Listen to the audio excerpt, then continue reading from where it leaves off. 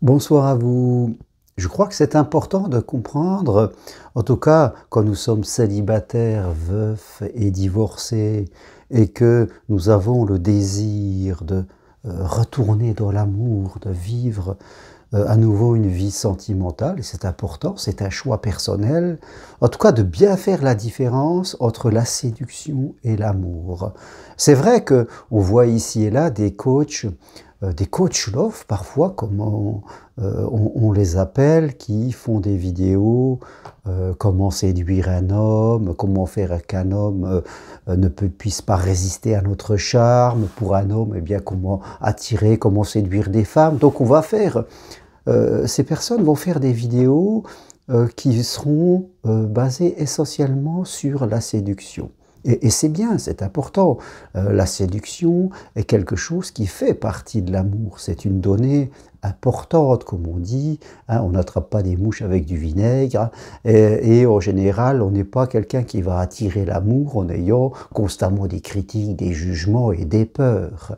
La peur, les craintes, l'excès de critères sont des choses qui repoussent l'amour, en tout cas celui que l'on cherche, et qui fait que nous attirons à nous eh bien, que des personnes qui sont du même niveau spirituel que nous, du même niveau énergétique, je dirais, et forcément ça ne va pas marcher.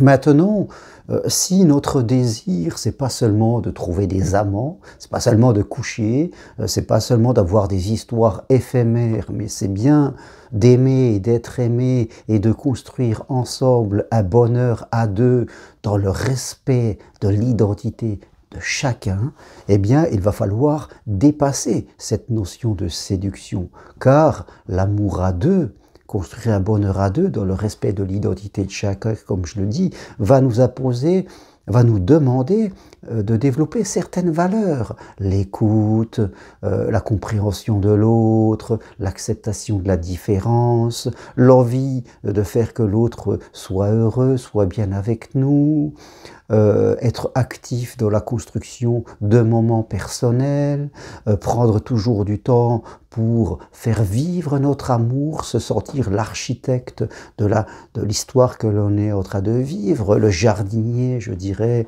des fleurs d'amour que l'on va je dirais, récolter. Hein, en amour, on récolte ce qu'on sème, on dit tout le temps. Donc c'est important qu'il va falloir être plus large. La séduction, c'est bien sûr quelque chose qui arrive au début d'une histoire, on montre la belle image, on voit le bon côté, mais forcément, nous sommes tous des êtres imparfaits et nous avons tous eh bien, des fragilités, des vulnérabilités, parfois des blessures de l'enfance, parfois nous avons des comportements maladroits, personne n'est parfait. Donc au début, quand nous rencontrons quelqu'un, bien sûr, nous essayons de montrer la belle image de nous. Nous sommes dans ce côté séduction au début d'une histoire, ce que j'appelle la période des papillons, et c'est très important. On se charme, ça donne envie d'aller plus loin. Mais après, quand on veut vraiment construire une histoire, quand on commence à mieux partager notre vie, à être ensemble, à passer de plus en plus de moments. Et quand on vit sous le même toit de quelqu'un, eh bien on voit une personne dans son entièreté, je dirais, sa part lumière et sa part ombre. On s'aperçoit de ses vulnérabilités, de ses petites habitudes, parfois de ses craintes. Et c'est important d'aimer aussi cela. On ne cherche pas une personne parfaite parce que nous-mêmes, nous sommes imparfaits. Nous avons le désir que l'autre nous aime dans notre globalité, c'est-à-dire dans nos jours de lumière, mais aussi dans nos jours d'ombre, dans les orages qu'on peut passer à l'intérieur de nous, même si la vie va bien, on a tous des questionnements intérieurs parfois. Hein, on a notre histoire aussi quand on arrive et qu'on commence une relation sentimentale. Donc on a envie que l'autre nous aime dans notre globalité. On n'a pas envie de jouer un rôle et d'essayer de toujours paraître la personne parfaite parce qu'à un moment, on tiendra plus et on va faire des erreurs. Hein.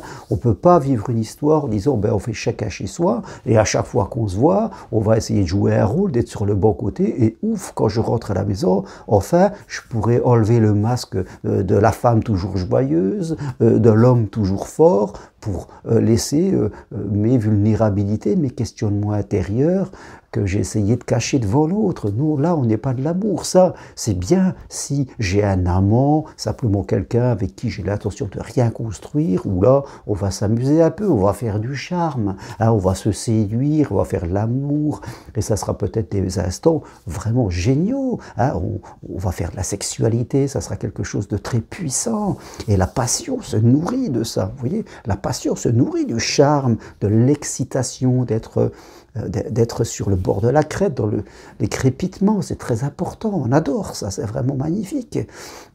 Mais quand on vit à deux, eh bien, ça va nous demander de garder un niveau supérieur, parce que forcément, on va baisser la garde, et on n'a pas envie de rentrer chez soi en faisant attention, en jouant des mauvais jeux de rôle, qu'on ne va pas réussir à tenir sur la longueur, parce que vivre à deux, c'est le temps. Vous voyez, c'est des années, hein, mais ça ne veut pas dire non plus, hein, ne me faites pas dire ce que j'ai pas dit, que vivre à deux, c'est ne plus avoir d'intensité. Il faut savoir créer l'intensité. Et moi, avec mon épouse, on sait créer l'intensité, je la désire comme au premier jour. On a du charme entre nous, j'aime. Elle se prend toujours soin d'elle et j'aime la femme qu'elle est. Elle me plaît. Et je la désire, et pourtant ça fait 16 ans qu'on est ensemble. Je la désire comme au premier jour, et même des fois je lui dis, je te désire plus qu'au premier jour. Mais je la connais aussi, comme elle me connaît. On connaît nos vulnérabilités, nos blessures. On connaît les jours où on n'est pas en forme, ou les jours où on a des idées noires. On est des humains.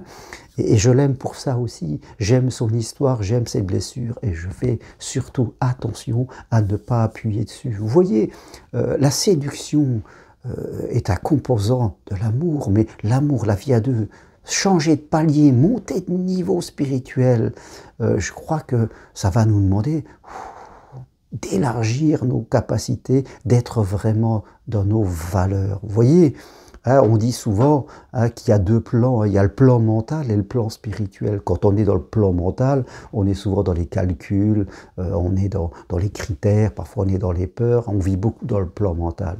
Mais le plan spirituel, c'est autre chose, c'est un autre niveau, et c'est à ce niveau-là que l'on doit être, en tout cas que l'on doit avoir l'intention de progresser pour vivre des grandes histoires d'amour. Donc, oui, l'objectif de ma vidéo, c'était de dire oui, la séduction, c'est bien, mais attention, l'amour et la vie à deux, construire un bonheur à deux dans le respect de l'identité de chacun, ça va nous demander d'élargir et d'accepter aussi nos blessures et les blessures de l'autre, nos maladresses, parce que nous sommes des personnes imparfaites. Donc, si vous avez l'intention d'être je dirais, d'avoir vraiment une histoire d'amour et de construire ce bonheur à deux, eh bien, il y aura de la séduction, mais ne jouez pas des rôles.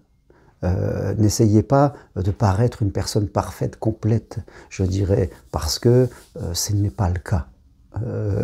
Et l'amour ne vous demande pas de ça. L'amour ne vous demande simplement de l'authenticité, d'être vous-même dans vos points forts et dans vos vulnérabilités. Voilà ce que je partageais avec vous ce soir. Je vous dis à très bientôt. Si vous aimez mes vidéos, appuyez sur j'aime, partagez-les.